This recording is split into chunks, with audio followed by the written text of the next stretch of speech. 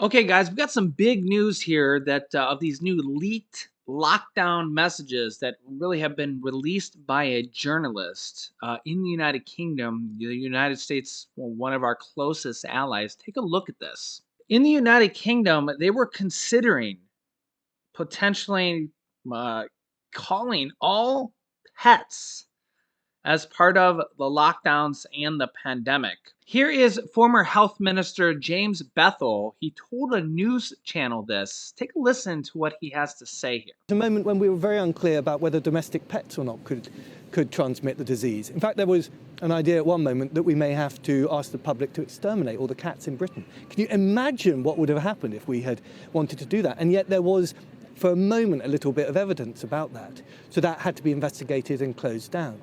He says for a moment, there was a minute that we may have had to ask the public to exterminate all the pets in Britain. Can you imagine that? And talk about jumping to conclusions really quickly before you even understood everything. And now here we are, a year or two later, and it's just like, wow, this is what the governments of the world were thinking behind our back, or behind closed doors, maybe better to say here. And you really kind of got to wonder, imagine if they would have came out with this, the panic that would have led to this. And it also makes you kind of wonder what the US government was thinking here behind closed doors. Remember that the US had lockdowns as well here. And we know that there has been murmurs and rumblings of more lockdowns here as well, as we've had new waves of virus. And then don't forget here, just recently, China had the mother of all um, I guess pandemics here. You can see here more than 88 million people were infected in just one region, according to a Chinese official in the Henan district. 88 million people in just one district.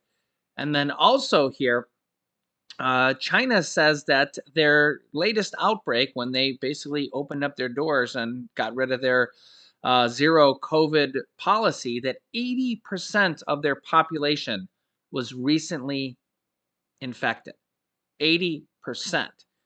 Now, remember here that China, the population of China is about 1.44 billion, almost 1.5 billion people. Compared to the US, we only have 330 million people. So that's over 4 times our population. In fact, the population of China is more than the entire continent of Africa. And you can see here, it would take all these countries in Europe, Germany, France, Italy, Ukraine, Austria, Netherlands, the United Kingdom, United States, Brazil, Colombia, all these countries combined, and China would still have more people than the US and all of Europe and Brazil combined. And remember that China just said that 80% of their population was just infected. Yeah, pretty insane. And don't forget what their lockdowns were like. They literally had people literally locked down. People couldn't leave their homes, were screaming out of buildings, gated in some cases. Quite different than the lockdowns the United States had. Um, yeah, and in some cases, they were only allowed to leave to go get food. In some cases, not even that. You guys can let me know your thoughts here on this, but it makes you kind of wonder what different government regimes were talking about behind closed doors and how bad it could have been.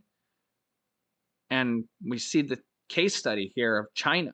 And now we have the director of the FBI, Christopher Wray, on what their findings are now about the origins of the virus. Take a listen to this. I asked you also back then about the investigation into COVID origins. Is the FBI in charge of the investigation of the origins of the coronavirus? We certainly have a role in looking into the origins of the coronavirus. Now there's this Department of Energy study that says it's likely to have come from a lab leak, although the confidence is low. It cites the FBI. What is the determination by the FBI? So, as you note, Brett, the FBI has for quite some time now assessed that the origins of the pandemic are most likely a potential lab incident in Wuhan.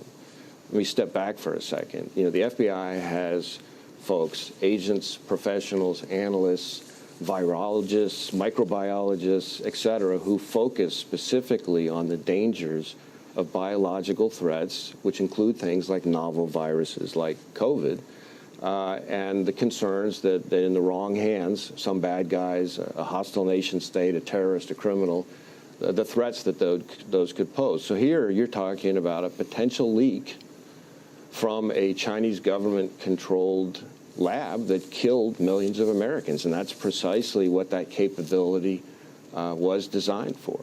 I should add that our work related to this continues, and there are not a whole lot of details I can share that aren't classified. I will just make the observation that the Chinese government, seems to me, has been doing its best to try to thwart and obfuscate the work here, the work that we're doing, the work that our U.S. government and close foreign partners are doing, and that's unfortunate for everybody.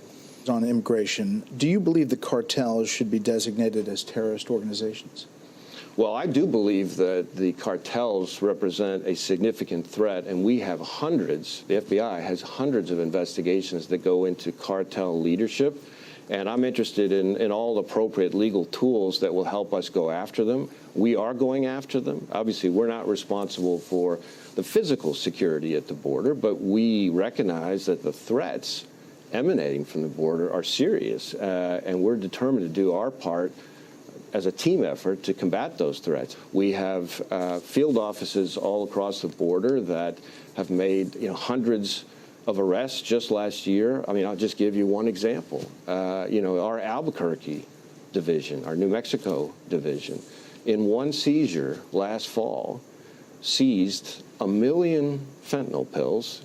As if that weren't enough, loads of methamphetamine, something like $2 million in cash, lots and lots of guns, ballistic vests, hand grenades. Those million pills, think about that for a second. If just 1% of those pills contained a lethal dose, you're talking about thousands of American lives that our folks and our partners saved that day. And that's just one FBI field office in one seizure in one day. We're doing scores of those investigations. So it's a significant threat, and we're determined to do our part. I mean, that's amazing. And today we had this really emotional testimony from a mother who lost 2 of her sons from a fentanyl pill, both of the sons. Children being taken away from their parents. My children were taken away from me. This is a war. Act like it. Do something. Should there be more? Well, I think the epidemic that is represented by the fentanyl, which is coming into this country largely from Mexican criminal organizations, typically produced with Chinese precursors, it has hit sort of epidemic proportions. And I can tell you, we at the FBI are fully engaged with our partners, not just here in the U.S. across the southwest border, but we're also doing things with our foreign partners to try to pursue the bad guys down there, hopefully to get them behind bars before they even get to our border. So we're trying to do everything we can to help, but make no mistake, this is a threat that's not just across the border.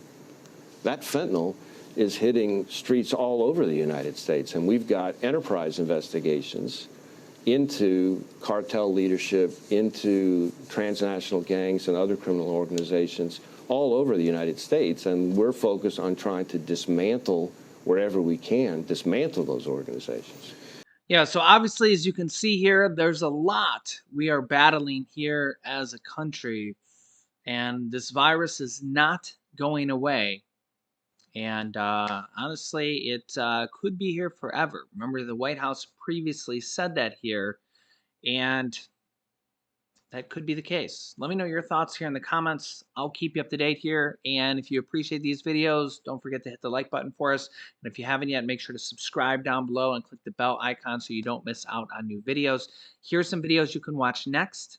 Here is a shocking report that was just released about the origins of C-19. And here's some good news for millions of Americans and some information on Social Security, Medicare, SSI, and SSDI. So click on one of those videos next. Thanks for watching, guys, and I'll see you in the next video.